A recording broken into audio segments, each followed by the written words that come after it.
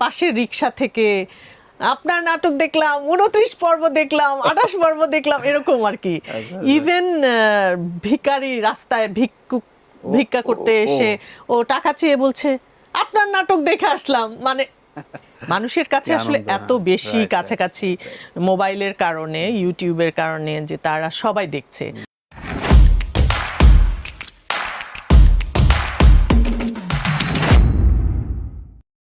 আমি খুব ভালো আছি, আপনি কেমন আছেন? খুব ভালো। ভূমিকা যেটা বললাম সবসময় প্রাসঙ্গিক থাকা, এটা কিভাবে সম্ভব হয়? মানে অনেকেই তো অনেক অবসর নিল, বাইরে চলে গেল, অফেরে যেগুলো বলছিলেন, নাকি আপনি আসলে সময়টাকে ধারণ করতে জানেন?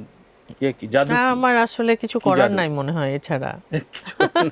মানে এটা ছাড়া আর কিছু করার নাই, আচ্ছা, সেজন্যই আচ্ছা। এটাই করছি। অতি সম্প্রতি আবারও মানে ধরেন অ মাঝে, মাঝেই গ্যাপ যায়। গ্যাপ যায় বলতে কি, একসময় প্রচণ্ড পরিমাণে প্রায় ৩০ টা দিনই ব্যস্ত থাকতেন। এবং এমনও নিউজ আমরা চেপেছি, ঈদের সর্বাধিক নাটকে দীপা খন্দকারের নাটক, এরকম সময় গিয়েছে। এরপরে সময় বদলেছে, ওটিটি নামে একটা জিনিস এসছে, আরও অনেক কিছু এসছে। এখনকার ইন্ডাস্ট্রি কেমন লাগে? মানে কয়েকটা পর্যায় তো দেখলেন। হ্যাঁ, আমার ভালোই লাগে, কারণ হচ্ছে এক একটা সময় এক এক রকম যাবে, এটাই তো হুম, স্বাভাবিক। হুম। আর আমি আসলে পুরোনো আঁকড়ে পড়ে থাকতে রাজি না, বা আচ্ছা, অনেকে আগে আছে ভালো না যে ছিল। হ্যাঁ ওই মানে ওই জায়গায় সেট হয়ে থাকাটা আচ্ছা, আমি প্রেফার করি না। আমার কাছে মনে হয় যে সময় চেঞ্জ হবে, সব কিছুই তো চেঞ্জ হচ্ছে। লাইক আমাদের চারকোনা টেলিভিশন বাদ দিয়ে আমরা এলইডি আনছি, তো ওটা যদি আমরা মানতে পারি তাহলে আমরা কেন এরকম পারবো না? একটা সময় বক্স এসি, উইন্ডো এসি, এখন তারপরে স্প্লিট এসি, রিমোট কন্ট্রোল, তো সব কিছুই আমরা অত্যাধুনিক চাচ্ছি। রাইট। কিন্তু আমরা যখন আমাদের প্রফেশনের জায়গাটাতে আসছি, তখন আমরা বলছি যে আগেই ভালো ছিল। না, এটা তো একদমই ঠিক হবে না। বা সবাই সবসময় পুরনোরা কাজ করবে, নতুনরা কাজ করবে না, নতুনদেরকে আমরা অ্যাকসেপ্ট করব না, এটাতে মানে আমি আপনি মানে কখনোই না, এই জায়গাটাতে আমি সহমত নন। একমত না। আচ্ছা, আমার যেহেতু আমি আমার নিজের বাচ্চারা আছে, আমি ওদের মেন্টালিটি দিয়ে আমি দেখি যে ওরা ডিফারেন্টলি ভাবে, এবং সেই ভাবনাগুলোর সাথে আমি নিজেকে অ্যাডজাস্ট করার চেষ্টা করি, কারণ আচ্ছা। আমার কাছে মনে হয় যে ওরা কিন্তু নতুনভাবে ভাববে। হুম, হুম, হুম। তাহলে আমার বেটার আমার ওদেরটা অ্যাকসেপ্ট করা, তাহলে আমি আসলে নতুন ভাবনাটার সাথে অ্যাডজাস্ট করতে পারবো, বা নতুন জিনিসটা আমি শিখতে পারবো। আচ্ছা। পুরনো শেখার চাইতে না নতুন শেখাটাকে আমি প্রেফার করি বেশি। অনেকেই থাকে যে সুচিত্রার কথা অনেকে বলে ফেলে, কিন্তু অনেকে থাকে যে ওই যে নায়িকাচিত একটা ব্যাপার আঁকড়ে ধরে রাখা, যতদিন পারি আমি। ওইটা আপনি না আরকি, ওটা করতে চান না। না, আমি চান নাই একদমই কখনো? একদমই করতে চাই না ওটা। কারণ হয় কি যে আমারও তো চেঞ্জ আসছে। হুম, আমি তো যে দীপা খন্দকার ২০ বছর বয়সে মিডিয়াতে এসেছিল, সে তো এখন আর নাই। সে কারো স্ত্রী হয়েছে, হুম। তারপরে সে মা হয়েছে, তার সন্তানের বয়স ২ বছর ছিল, ৪ বছর ছিল, এখন তার সন্তানের বয়স ১৮ বছর। তো এই যে চেঞ্জটা, আমার ক্যারেক্টারে ওই চেঞ্জটা কেন আসবে না? আচ্ছা, আমি কেন ওই ২০ বছর বা ২৫ বছর আগের জায়গায় আমি বসে থাকতে চাইবো? আচ্ছা। তো আমি যে কারণে আমি কোনো যুক্তিই দেখি না, কোনো কারণই দেখি না যে এরকম হতে হবে। যাক, অন্যরা অনেকে চাইলেও সেটি আপনি নন। তো এই যে ন্যাশনাল কোয়েশ্চেন, যে জাতীয় হুপি সবাই বলে, এটা কেমন লাগে? এনজয় করেন কিভাবে? একটা ভীষণ চরিত্র, এনজয় ফাতেমা চরিত্র করছি। এখন একটু জনপ্রিয় হয়ে যায়। হ্যাঁ, এত বেশি জনপ্রিয় হয়েছে ফাতেমা চরিত্রটি, এবং আম, আসলে আমার পুরো ক্যারিয়ারে হুম, আমি বলবো যে আমাকে মানুষ আস্তে আস্তে চিনেছে হুম। যে আপনি নাটক করেন, বা আপনার নাম দীপা খন্দকার, এরকমভাবে চেঞ্জটা এসেছে। কিন্তু কখনো কোনো বিশেষ কোনো ক্যারেক্টারের নাম ধরে এত বেশি রিয়াকশন আচ্ছা, আচ্ছা। পাওয়া, এভাবে বললেন? এতটা না? হ্যাঁ, আমার আচ্ছা, আমার মনে হয় এটাই সর্বাধিক। আচ্ছা, আচ্ছা, আচ্ছা। কারণ রিসেন্টলি আমার যেটা হলো, ধরেন আমি তো খুব সিম্পলি মুভ করি, হুম, হুম, লাইক হুম। গাউসিয়া মার্কেটে যাওয়া, নিউ মার্কেটে যাওয়া, এবং কখনো মেকআপ ছাড়াই যাওয়া, রিক্সা করে যাওয়া, এরকম চলাফেরা আমি করি। মানে এর মধ্যে ঈদের এই ভিড়ের মধ্যেও হ্যাঁ, চলছে আমি না। গাউসিয়াতে গেছি, পাশের রিক্সা থেকে আপনার নাটক দেখলাম, 29 পর্ব দেখলাম, 28 পর্ব দেখলাম, এরকম আর কি। আচ্ছা, আচ্ছা। ইভেন ভিখারি রাস্তায় ও, ভিক্ষা ও, করতে ও। এসে ও টাকা চেয়ে বলছে আপনার নাটক দেখে আসলাম, মানে মানুষের কাছে কি আসলে আনন্দ, এত হ্যাঁ। বেশি Right, right, কাছাকাছি মোবাইলের কারণে, ইউটিউবের কারণে, যে তারা সবাই দেখছে। আমি এর মধ্যে আমার আম্মার বাসা লালমাটিয়াতে, আমি জাস্ট বাসা থেকে বেরিয়ে রিক্সার জন্য দাঁড়াচ্ছি 1 মিনিট, এর মধ্যে একটা রিক্সা ক্রস করে যাচ্ছে, রিক্সাওয়ালা বলছে 29 দেখলাম, মানে এরকম রিয়াকশন আসলে আমি পাইনি, মানে রাইট, রাইট। খুবই সেকেন্ডের মোমেন্টে যে আছে না যে উনি আমাকে দেখে ভাবছে যে আচ্ছা আসলে কি আমি সে কিনা, হ্যাঁ, এরকম যেটা কিন্তু যেটা না। আগে একসময় অনেকের ক্ষেত্রে হইতো আর কি। হতো যে আচ্ছা প্রথমে ভাবতো বা বলতো আপনি নাটক করেন না, হ্যাঁ, হ্যাঁ, হ্যাঁ। আপনার নামটা কি যেন, তারপরে হয়তো বলতো আপনি নাটক করেন না, আপনি তো দীপা খন্দকার, মানে সে সেকেন্ডের মধ্যেই বলছে যে 29 পর্ব দেখলাম, মানে এরকম, মানে তার কোনো কনফিউশন নাই। না না, এটা এটা আসলে দীপা খন্দকারের প্রাপ্য ছিল। কিন্তু আমি যদি প্রথম দিকে কয়েকটা পর্ব অবজার্ভ করি, প্রথম দিকে খুব বেশি মোটামুটি শ্যাডো ছিল ক্যারেক্টারটা, মানে একদমই, মানে মনিরা মিঠুই বোধহয় খেলবে বা হ্যাঁ একটু হ্যাঁ ছক্কা হ্যাঁ। পিটাবে। তো এটা এটা কিভাবে হয় ধরেন এটা সিরিজে যখন আস্তে আস্তে নাকি পুরো সিরিজটাতে পুরো গল্পটা নিশ্চয় রাজ এখনো কখনো শুরুতে এক্সপ্লোর হুম করে হুম। না। এইটা কিভাবে হলো, কখন বুঝলেন যে একটা ক্লিক হয়ে গেছে? প্রথমে যখন নাটকের প্রথম লটটা আমরা করলাম, আমরা প্রত্যেক লটে 8-10 পর্ব এরকম শুট করি, তো মিঠু আপা তো স্বাভাবিকভাবে মিঠু আপার সিনগুলো অনেক লাউড এবং অনেক ডায়লগ, অনেক কথা বলে উনি, অনেক বড় বড় সিন সিকোয়েন্স হয়তো, বেস প্রচুর, মানে হ্যাঁ আমি হয়তো ডিফারেন্স। দাঁড়িয়ে আছি ওখানে, পাশে দাঁড়িয়ে থাকছি বা চুপ করে থাকছি এরকম। আর ম্যাক্সিমাম হয় কি আমাদের এই এই নাটকে ডায়লগ কিন্তু লেখা থাকে না, মানে আচ্ছা, আচ্ছা। স্ক্রিপ্ট লেখা থাকে না, সিচুয়েশনটা Situation। লেখা থাকে। তো সেই অনুযায়ী মিঠু আপাকে বলে দিলে মিঠু আপা একাই অনেক কথা বলে, অনেক ডায়লগ দেয়। তো তো আমি দেখি যে আমি আসলে আমার বলার কোনো স্পেস নাই, এরকম একটা ব্যাপার, যে আমি হয়তো দাঁড়িয়ে আছি, তাকিয়ে আছি, তারপর হয়তো কখনো সুযোগ থাকলে একটা কথা বলছি। তো এরকম চুপচাপ থাকতে থাকতে পরে রাজ একদিন বলছে যে আমি প্রথমে ভাবছিলাম যে এটা কি ক্যারেক্টার, হ্যাঁ, দাঁড়িয়ে থাকছি, এটা আসলে একটা সিরিয়াল মানে করছি। প্রথম অন্তত ৩-৪টা পর্ব অজানা মানে হ্যাঁ, মুশকিল। হ্যাঁ, তারপরে রাজ একদিন বলছে যে আপনি দেখবেন যে এই যে চুপ করে থাকা, এইটাই মানুষ আসলে পছন্দ করবে। কিন্তু পরে দেখলাম যে আসলেই তাই, ওই চুপ করে থাকার মাঝে যে কেয়ারিং একটা অ্যাটিটিউড তার, বা খুব কেয়ার করে একটা কথা বলা, কিছুই না 100 কথার মাঝে কেয়ার করে যে একটা শব্দ বলা, রাইট। ওইটাই মানুষ ওটাই খুব বেশি মানুষ পিক দেখছে। করছে আর কি। এই প্রসঙ্গটি নিয়ে আমি কয়েক পর্বে অনেক অভিনেতাকে আমি জিজ্ঞাসা করলাম যে অনেকদিন পর একটা সামাজিক গল্প এভাবে ম্যাচ করলো, মানে ম্যাসিভ হিট হলো, তার মানে কি দর্শক আছে মানে যেগুলোর নাটকের নাম নেওয়া যায় না, ডাবল মিনিং মিনিং এর ওয়ার্ড দিয়ে ভরে গেছিল, তখন মনে হচ্ছিল যে বোধহয় ডিরেল হচ্ছে, মানে আর বোধহয় সামাজিক গল্পে কোনোদিন নাটক মানুষ দেখবে না। কিন্তু রাজকে থ্যাঙ্কস জানাই স্পেশালি এই অনুষ্ঠানের মাধ্যমে, এর আগেও বলেছি। কেন মনে হলো মানে যে এটা ইএসপিটা কি আপনি এত কাজ করার পরেই অনেকগুলো পর্ব? আমার তো রাজের সাথে এর আগে কথা হয়নি, মানে কাজ হয়নি রাজের রাজের সাথে প্রথম কাজ এটা?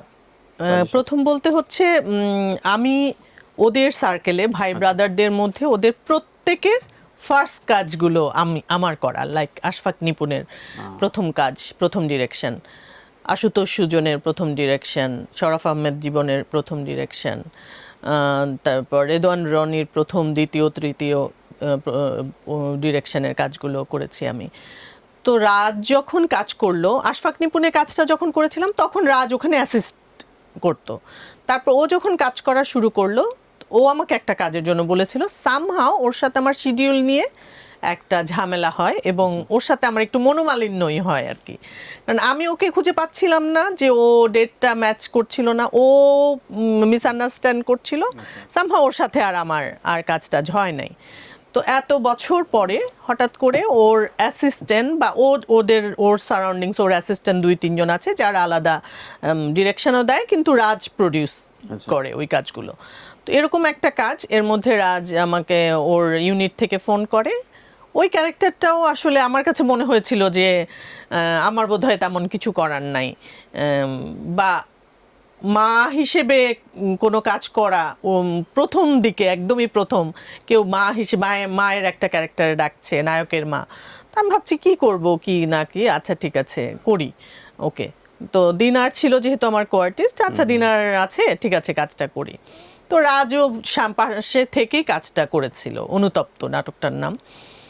তো ওই নাটকের দুই একটা সিন দেখে রাজের এত ভালো লেগেছে যে মা ছেলের বন্ডিং এত সুইট, এত বেশি ফ্রেন্ডলি, ওইটা দেখে ওর নাকি মাথায় আসছে যে আচ্ছা আমরা তাহলে একটা ফ্যামিলি গল্প করি, তাহলে দীপাপা এরকম একটা ক্যারেক্টার করবে ওখানে। কারণ ওর কাছে ওই জায়গাটা খুব সুইট লেগেছিল। তো ওই সেটের সময়ও তখন আমাকে ও বলছিল যে একটা ফ্যামিলি ড্রামা করব, একটা সিরিয়াল করব, আপনি করবেন নাকি? তো আমি বলছি, হ্যাঁ আমার ক্যারেক্টার ভালো হলে তো অবশ্যই করব।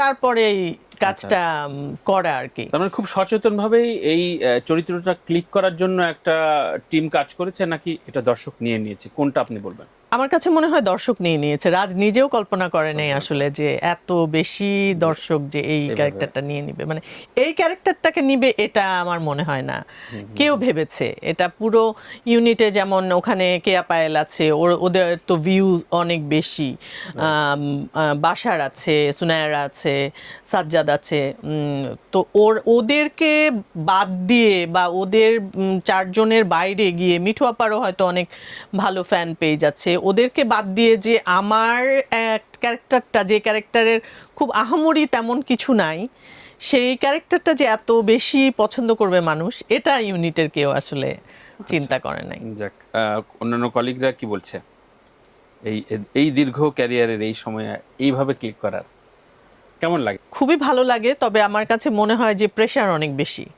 প্রেশার? হ্যাঁ, প্রেশার কোন দিক দিয়ে? ব্যক্তিগত জীবনে প্রেশারটা অনেক বেশি।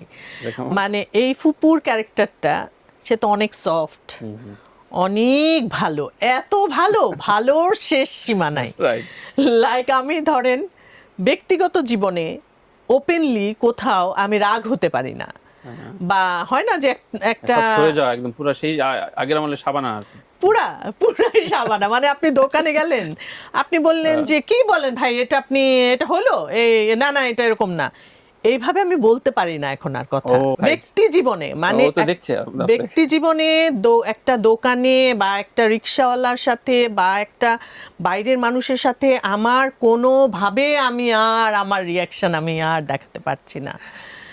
আপনার ব্যক্তি জীবন আছে, চরিত্রটা বদলে দিয়েছে, পুরো বদলে দিয়েছে। এবং সবাই মনে করেন আমি এরকম করে কথা বলা মানে হচ্ছে সবাই হা করে তাকায় থাকবে যে না, মানে ওদের স্বপ্ন ভঙ্গ হয়ে যাবে যে এটা কি, কেন উনি তো এটা করতে পারে। যে কারণে এটা আমার জন্য অনেক প্রেসার হচ্ছে আর কি। আপনাকে খুব ভালো করে কাছ থেকে চেনে জানে প্রচুর আপনার সার্কেল, তারা কি বলছে যে ঠিক আছে একেবারে তোর নিজের ক্যারেক্টারের রিভার্স একটা পোর্ট্রে হয়ে গেল এবং সেটা পপুলার হয়ে গেল?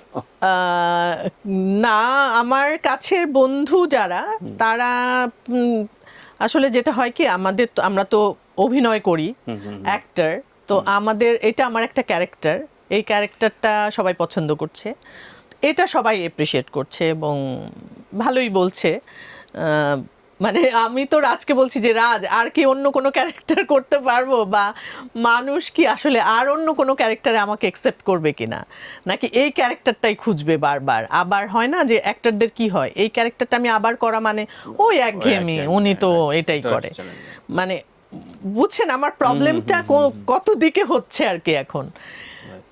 খুব দারুণ এই সাকসেস স্টোরি, বা একটা শিল্পীর এই সময়টা আসলে সবচেয়ে আনন্দের, এটা খুব বোঝা যায়। দীর্ঘদিন ক্যারিয়ার আপনাকে কখনো প্রতিনিয়ত ফোকাসে থাকতে হবে, মিডিয়ায় থাকতে হবে, এটা এই চরিত্র আপনাকে কখনো পাওয়া যায়? কিন্তু আমাদের ইন্ডাস্ট্রিতে অনেকে অস্থির থাকে যে হায় হায় 1 মাস আমাকে কেউ, তো এইটা না করেও তো তার মানে এরকম ফাতিমা চরিত্র বের করে আনা যায়। এটা ডিরেক্টরের কৃতিত্ব পুরোটাই। হ্যাঁ, মানে ইন্ডাস্ট্রিতেই তো কাজ করছেন, তার মানে খুব বেশি অস্থির না হলেও কাজের ভেতরে থাকলে আলোচনায় থাকা যায়। তো যারা অস্থির থাকে তাদের উদ্দেশ্যে কি বলবেন? অস্থির হয় না, অস্থিরতার কিছু নাই আসলে। কারণ হয় কি, অস্থির হয়ে কি কিছু করা যায়? ধরেন আমি খুব অস্থির, আমি চাইলাম এরকম চাই ওরকম চাই, বাট সেভাবে তো আমার ইচ্ছে মতো তো হবে না। আমি একটা জিনিস বিশ্বাস করি এবং সবসময় আমি বলি, সেটা হচ্ছে রিজিকটা খুব ইম্পর্টেন্ট। আমার রিজিকে যতটুকু আছে আমি ততটুকুই পাবো, এর বেশিও পাবো না, কমও পাবো না। সেটা আমি অস্থির হলেও পাবো না, আবার হচ্ছে অস্থির না হয়েও আমার রিজিকে থাকলে আমি পেতে পারি। আমার মনে হয় যে এটা আমার রিজিকে এতটুকু ছিল, যে কারণে এটা আবার আমি পেয়েছি। আচ্ছা আচ্ছা আচ্ছা। আপনি তার আগে পরে বেশ কিছু ফিল্মে কাজ করছেন, সেটাও বলবো অনেক ম্যাচিউরড ক্যারেক্টার এবং মা ভাবির চরিত্রে। তো ওই জায়গা থেকে এখন আপনি আগামী দিনে যে এরপর পরবর্তী স্টেপ বা ঈদে আমরা গল্প করছি, ঈদের সময় অন্যান্য অনেক কাজ কি আপনি কমায় দিছেন, যেহেতু আমার একটা দারুণ হিট না, সেই ধরনের উল্টো হয় কিনা যে উল্টো না হয়েছে আর কি, করতে হয়েছে? যেহেতু ওই কাজটার কারণে প্রচুর কাজের অফার আসছে এবং আচ্ছা আলহামদুলিল্লাহ যে খুবই ভালো কাজের আচ্ছা আচ্ছা অফার আসছে। ধরেন একটা নাটকে একটু ডিফারেন্ট ক্যারেক্টার হলে তখন বলছে একটু কাজ করার সুযোগ আছে, একটু অ্যাক্টিং করার সুযোগ আছে, তখন বলছে। আচ্ছা তো এরকম কাজ করেছিও প্রায় 10-12টা, অনেক দিন পর প্রায় 10-15টা নাটক এবার ঈদে যাচ্ছে। তার মানে একটা ভালো চরিত্র আরো সংক্রমণ ঘটায়, হ্যাঁ, হ্যাঁ। সেটা ভালো লাগে। ওটিটিতে হইচইতে একসাথে আলাদা নামে একটা 1 ঘন্টার ফিল্ম বলে ওটা, হুম হুম হুম ওইটাও যাচ্ছে 19 তারিখ ওটা রিলিজ হলো। আচ্ছা ওটাতে তারিক আনাম খান আমার অপোজিটে আছে। ওটাও খুবই দারুণ একটা নাটক, নাটক বলবো বা ফিল্ম বলি, শর্ট ফিল্ম, ছোট একটা কমেডি প্লাস হচ্ছে সিরিয়াস, সব কিছু মিলে খুব চমৎকার একটা কাজ। আচ্ছা আচ্ছা। তার মানে এই ভিউ নিয়ে আমরা অনেক রকম কথা বলেছি অনেকের সাথেই। এখন তো আপনি ভিউ এর রানী, কি জন্য বলে কুইন অফ ভিউ আর কি, না, আমি কেমন লাগছে ভিউ এর রানী বলতে হচ্ছে অনলাইনে ভিউ আমার খুব বেশি নাই। পার্সোনাল? আমি বলবো যে ভিউ, মানুষের মনে ভিউ এক ধরনের তৈরি হয়েছে আমার আমার জন্য। ঈদে অনেক রকম কাজ মানুষের দেখতে চায়, এমনিতে অনেকগুলো ঈদ পার করলেন, ঈদে কি সত্যিকার অর্থে একজন অভিনেত্রী ঠিকঠাক মতো বাঁচতে পারে যে আমি ঈদে এটাই উপহার দেব, নাকি পুরোটাই একটা ডিরেক্টরের ওপরে এভারেজ কাজ হয়ে যায়, একটা দুটো বেরোয় কাজ? কোনটা হয়, কোনটা করলেন এই বিগত জীবনে? ঈদ নিয়ে কি স্পেশাল কোনো উপহার দেন আপনারা? আমাদের ভাবনার উপরে তো আসলে চলে না, ডিপেন্ড করে না? একদমই ডিপেন্ড করে না। কারণ হচ্ছে 5টা কাজ যদি আমার কাছে আসে, ওখান থেকে আমাকে চুজ করতে হবে। আচ্ছা আমি তো এর বাইরে চুজ করতে পারবো না যে আমি হয়তো খুব আহামরি একটা অন্য কিছু চাচ্ছি, কিন্তু ওই 5টার মধ্যে ওই অন্য কিছুটা নাই, আচ্ছা তখন তো আসলে আমার কিছু করার নাই। যদি না আমি প্রডিউস করি বা আমার সারাউন্ডিংস লাইক আমার হাজব্যান্ড বা আমার কোনো বন্ধু বা আমি পয়সা দিয়ে কোনো ডিরেক্টরকে দিয়ে ওই ক্যারেক্টারটা করাচ্ছি না, তাহলে তো হবে না। ছিল দিনারি ছিল আপনার কোয়ার্টিস্ট রাজের আগের হ্যাঁ, কাজটা? হ্যাঁ। দিনারের আমার জুটিটা জুটিটা ক্লিক করে, মানুষ পছন্দ করে। ক্লিক এর করে? আগে অনেক আগে করেছিলাম, মনে আছে কি আপনার, আমাদের গ্রাম আমাদের শেফালি, ওই নাটকটাও ম্যাসিভ হিট ছিল। আচ্ছা আচ্ছা। চ্যানেল আইতে গিয়েছিল একটা সিরিয়াল, সেটাও খুবই খুবই অন পছন্দ স্ক্রিন এপি করেছিল একটা মানুষ, মানুষ পছন্দ করে। পছন্দ করে।